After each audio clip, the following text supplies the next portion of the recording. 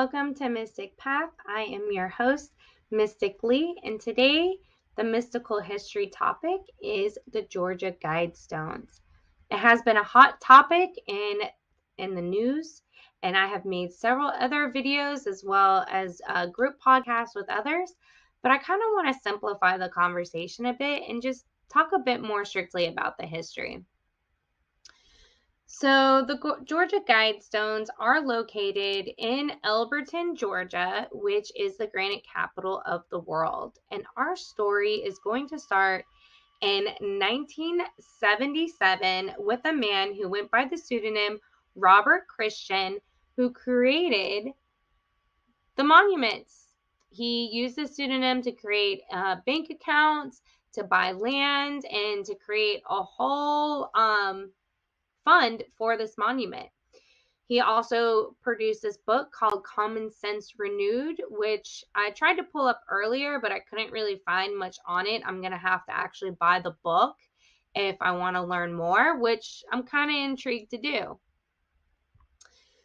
These Guidestones, again, like I said, started to be commissioned in 1979. Here's some of the granite that's being cut from the stone. I'm going the wrong way. Here's the big slab here, and then you can see it being placed. It's got a whole bunch of, it's got 10 commandments written on it, and it's written in several languages. Here is Chinese being one of them.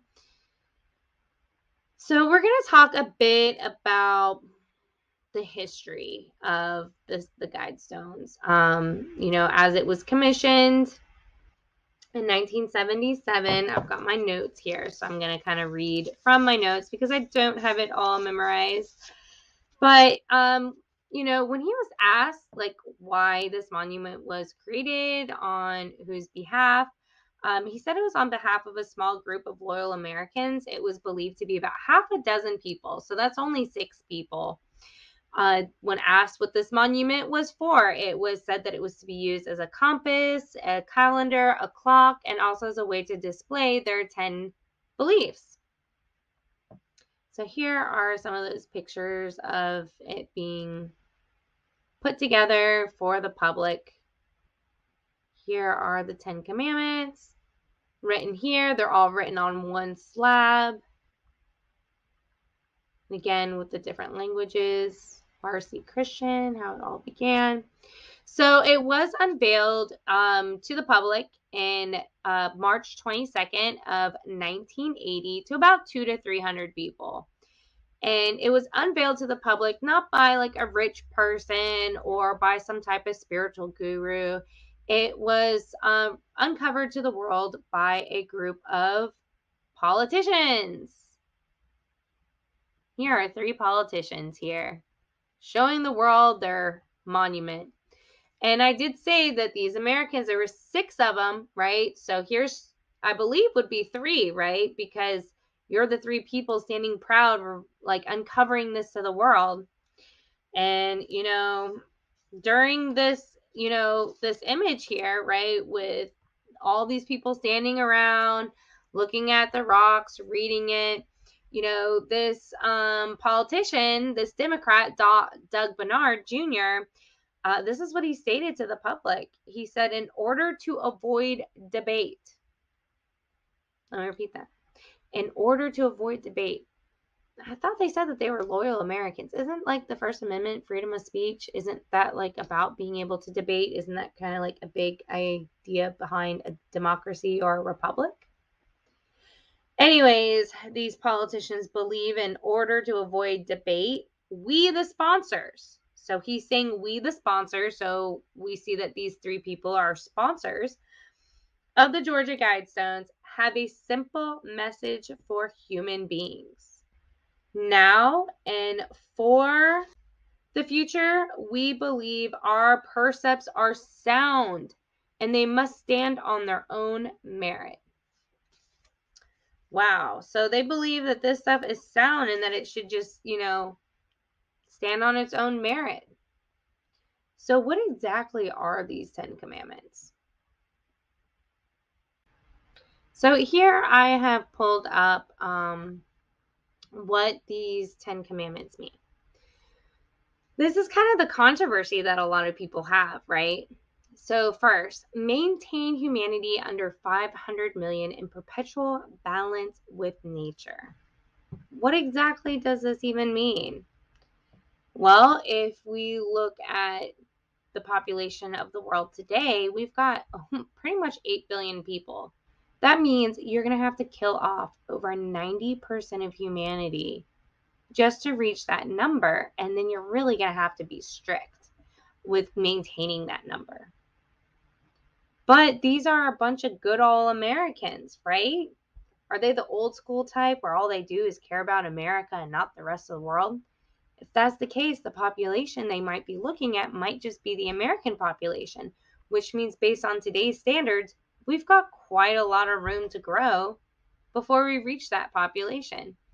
And if we kind of change the way that we interact with the planet to something like the Venus Project by Jacques Fresco, which he's totally interesting to read about. He lived through the Great Depression, so listening to the Great Depression from his eyes is absolutely amazing. And he created this Venus Project. This is a sustainable civilization abundance for all without exceptions. It is some wild stuff out here. So I definitely suggest for you to look it up and get to know more about like what options there are. I mean, what if this whole time the creators were thinking American population and they had this in mind, but everybody else thought that they meant this, and now they got some new world order stuff because that's what manifested in people's minds, because what you think is what you manifest. Just throwing that theory out there. So 2, guide reproduction wisely, improving fitness and diversity. Don't really feel like I currently live in a society about improving fitness and diversity, but guide reproduction wisely. This is July of 2022, so when we think of reproduction, what do we think of? We think of abortions. We think of birth control. We think of big pharma being all up in your business. That doesn't necessarily have to be the case either. You know, it might have nothing to do with abortion and stuff. We do have things like Tantra, controlling your sexual desires through something like this. I mean, Tantra is so amazing.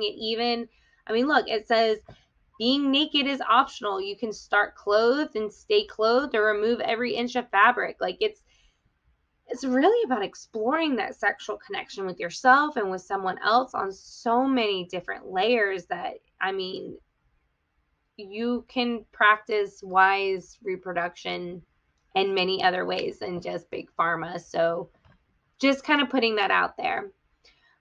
Unite humanity with a living new language. Again, we are in 2022, so there is a battle over language change right now, and it is pretty ugly battle. You know, people wanting to put words in other people's mouths that they don't want coming out of their mouth, right? People wanting to be labeled things that maybe others just don't want to identify with. I mean, we are creating a whole new language here forcefully and forcing it upon others. And I think that's why when someone reads something like this, they get really upset. But it says unite humanity with a living new language, right? One that's living. The stones are written several different languages from all over the world, not from America. That's annoying. Every other like ancient language from all over the world, but not from America, even though we're going to build this monument in America, but we're not going to include your ancient languages. It's a whole history there. Don't even get this Native American girl started on that. Anyway, okay, moving past that. 4, rule passion, faith, tradition, and all things with tempered reason. Ruling passion. Humans are very passionate beings, right? We're very emotional. Again, we're living in 2022, so most people rule passion through medication. Again, we're going back to pharmaceuticals and big pharma controlling passion. They do believe they control faith and tradition. Who's ruling that? What is the tempered reason there? That's perspective. Number 5, protect people and nations with fair laws and just courts. Well, everyone's perception of what is fair to them is not the same. I mean, we see that all the time at the end of a court ruling. When do both sides feel like it's fair? 6, let all nations rule internally, resolving external disputes in a world court. Well, that reminds me a lot about American history, where in the beginning, the states or the colonies did not want to become states. They wanted to become their own independent nations. But they were promised that in this United of Nations, that they would be a world, or not world, but a larger government to help them with their external issues. But now that external government sure tells them how to rule within themselves internally. So when we're talking about world courts, world government, that's definitely quite a trigger there. 7, avoid petty laws and useless officials. Again, what's a petty law? I personally think anytime that there's a crime and there is no victim, how can you have a crime when there's no victim? That would get rid of a lot of petty drug laws, in my opinion. Anyways, number 8, balance personal rights with social duties. What does that even mean? Do you have personal rights to your body? What if all of a sudden there was a train accident and there were 5 different officials that were bleeding out and they needed new organs, and there you are, super healthy, and you're the right blood type for all 5 of them. So should they kill you to then save the other 5 because they're government officials and they're leaders, and you're just a mom, or you're just a newsstand guy? I mean, who draws that balance between personal rights and social duties? That's kind of okay. Number 9, prize truth, beauty, love, seeking harmony with the infinite. Prize truth. I can get on that. Those big fish people, those people who tell those stories, the fish keeps getting bigger. I'm not sure they're going to fit into that prize truth. Beauty. Okay, beauty is in the eye of the beholder. So again, perception. Love. There is good love and bad love. There is possessive love. There's jealous love. There's toxic love. There's nurturing love. There's, self-love. There's unconditional love. Love is a range of all kinds of things. Seeking harmony with the infinite. What is the infinite? Is that your way of saying God? Be not a cancer on the earth. Leave room for nature. Leave room for nature. What does that mean to be a cancer on the earth? Does that mean you're taking without giving in? Plants sure love to eat that exhaust off the end of your car. Leave room for nature. Again, I think we can go back to talking about the Venus Project. The Venus Project is all about being able to live one with nature and expanding ourselves. Again, really look into the Venus Project. I'm just going to put it this way. If I'm going to believe in those 10 commandments of the Guidestones, which I don't even think would really fit into the Venus Project fully, but if it's through beyond politics, poverty, and war, this whole Venus Project concept, it's a pill I guess I can swallow. But a lot of people, when they read these commandments, they really believe it has to do with this thing called the New World Order. And again, we are living in a time where the Abrahamic religion is really the one that's in control here. You've got your Jews, your Christians, your Muslims, your Satanists, your Luciferians, those that worship Baphomet, and all the occults within all of that, because it's quite a range. Maybe that's their version of the infinite. I don't know. There's a lot of stuff going on there. And we don't really know, right? We don't really know. What we do know is we do know that these monuments were presented by 3 politicians, one of them being on the larger stage, and that being, Doug Bernard, right? Here we can pull him up and find out a little bit about him. Can find out a bit about, his reflections on Georgia politics. This is like a collection that they have here to be able to look through. Guess just 2006 to 2010. There's a description here, but a better thing to do is actually to go to congress.gov and put his name in. And I went all the way to the end here to talk more about like what kind of bills was this man creating, right? He's one of 6 people who created these stones. What is it that he believes, and how's it being implemented into society? There, in reading that book, is where you can get a much better idea of how these people even operated. He was a politician. They were politicians. They already had that power over people. This power that they believed that they didn't even need to debate with people. They believed their ideas were so strong, they literally just put them in stone and said, haha, now you guys can all visit to see what we believe in. So we can kind of look, he's written these laws. I pulled up kind of around the time that the stones were started to be created, because these are the politics that he was involved in when these ideas were created. We've got an act to authorize automatic transfer accounts at commercial banks, remote service units, federal savings and loans. I read through a lot of this. He's doing stuff with the CIA. He's doing stuff with elderly people. He's doing a lot with finances. So then the next question is going to be, who funded him?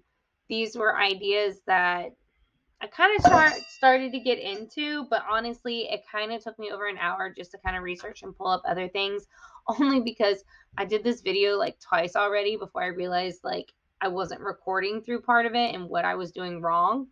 But during that, I also had already pulled up stuff, and because I thought I was recording a video, I was like going in depth on, let's Google it, and like pulling it up and going in depth. And it was really such a long thing. But yes, you can just go to the website, congress.gov, put in a politician, find out what bills they were even involved in. And then you can pull up to see what the bills say. Then I would suggest reading how these bills were implemented into society, because just because a bill sounds good doesn't mean it was always used in the way it was written. And then if it wasn't done in the right way, did they stand up against it? There's all these things to research. And I really, any one of you who is watching this video, if you do the time to research this, please get in contact with me and let me know what you discovered. Please put in the comments any information that you might have about how this person, Doug Bernard Jr., operated as a politician, because I'd really like to know. It's really important, if he was actually helping elderly with these bills and really helping society, then maybe this isn't a new world order thing. Maybe this is more of like a Venus project kind of thing. There's still so much perception there. And how we perceive it, right, is like how we're putting those vibrations out into the world around us and how we manifest our reality. So again, I hope you guys enjoyed this video. I've made some other TikTok videos. I've made some other live videos through social media and through YouTube, Facebook. And also, if I don't already yet, by the time you're watching this, should have some downloads to these videos on the Mystic Path website as well for you to be able to check out. And if you did like this, please share the link. Please subscribe to my YouTube channel and all my other social media funsies. Just because the more of us who are interested in these topics get together, the more we can talk about it, the more truth, I think we all can say that we kind of all do prize truth, can all be spread and shared. And again, please just join me on my website, and that is mysticpathllc.com. You can join in as a member where you can blog, or you can just sign on to my mailing list. And I've got a lot going on here, guys. Not just with the Georgia Guidestones and mystical history, which is controversial within itself, but I'm also hosting events. My next one is, on the third Thursday of every month, we are doing Oracle and Tarot meetup, which I need to change this date because it is not July 14th. It is the 21st. That is a typo. So I'm going to change that. And then the next meditation meetup, it is the first Thursday of every month, and that is on August 4th. And you can register for those spots on the website. I am also hosting Mastering the Shadows once a week, every Wednesday from 5 to 6 p.m. If you're into getting free readings or learning how to read tarot, oracle cards, runes, or do I Ching, this is a great time for you to tune into these videos. And you guys, you can buy the Mystical Alternative magazine, the digital download from my website, and also some of the hardcovers, which are available on Amazon and also some other platforms. I'm working on that as well. So, and then also my coloring books. I offer Mystical Chakras, the Coloring Adventure, as well as astrology coloring books. You can either get them as a download or you can order the physical copy off Amazon today. I also have a book, Rock Garden Adventures. This is more of a kids and children's book, just discovering some, just some magical places. And also, I have written some other articles for other magazines, Oracle 2020. And I also need to add the articles, the magazines that I'm available in Misfits as well. So if you guys are big supporters of me mystically, please join the website. There's so much there that you can get involved in. You can watch. We're going to be doing more live videos on the website and connecting with my mystical friends. I have so many mystical friends. I'm so blessed. They are really genuine people. And just getting to know them, tuning into their channels. We all have different gifts. So yeah. And also, you want to know some more about spiritual knowledge, you can click on here and it'll take you to learn about your chakras and all that other cool jazz as well. So again, it's all on my website. You can get lost in it. I did that on purpose. It's like a labyrinth of information. Chalice, crystal balls, chakras. Again, more information coming with crystals and tarot, live videos. It's kind of what I've been more focused on. So again, just go straight to the website. You can log in, create your own account. You can also blog as well in the community section. So yeah, thank you guys so much. I hope that you tune in, and I hope to see you guys on my email list and stay in touch. Till then, take care.